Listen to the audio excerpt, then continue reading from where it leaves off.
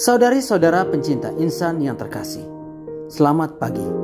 Bersama saya, Pater Christophorus Landur CMF, akan menemani Anda sekalian dalam Permenungan Insan edisi Senin 17 Oktober 2022. Kita akan merenungkan Injil Lukas bab 12 ayat 13 sampai 21. Mari kita dengarkan bersama.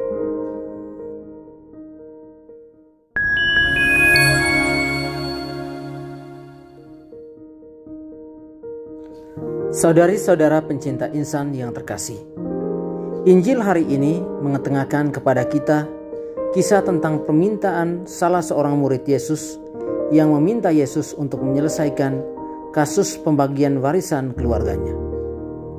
Kita bisa mengandai-andai kemungkinan besar saudara dari si murid yang meminta kepada Yesus ini tidak membagi warisan keluarganya kepadanya, atau paling tidak saudaranya tidak membagikan warisan keluarganya secara adil di antara mereka.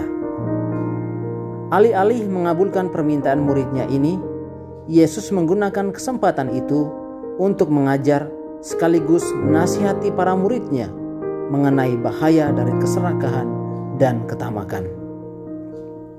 Ajaran Yesus ini tentu tidak lepas dari gaya hidup orang-orang pada masa itu, secara khusus segelintir orang kaya yang memiliki kelimpahan harta tanpa memikirkan sesama di sekitarnya, secara khusus orang-orang miskin. Melalui perumpamaan tentang orang kaya yang bodoh, Yesus menghendaki agar para muridnya sadar bahwa kesejahteraan, kenyamanan, dan kebahagiaan hidup bukan diukur dengan materi atau kekayaan yang mereka miliki. Dengan kata lain, kebahagiaan hidup itu tidak ditakar dari hal kepemilikan harta duniawi atau materi.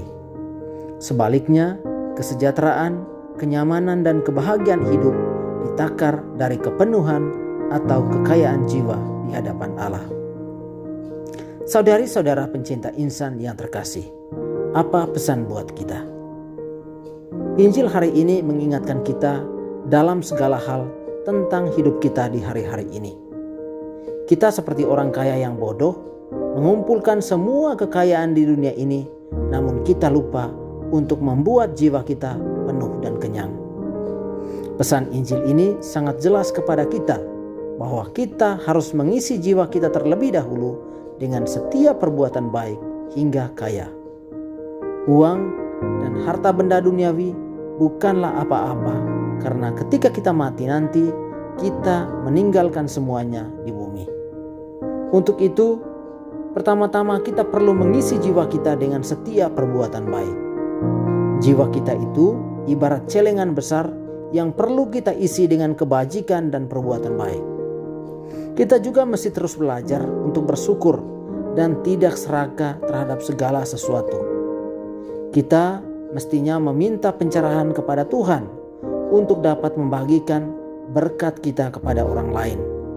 Kita harus ingat bahwa sebenarnya tidak salah untuk menjadi kaya. Kekayaan yang kita miliki akan sungguh-sungguh membahagiakan kita jika kita bersedia membaginya dengan orang lain. Tuhan memberkati.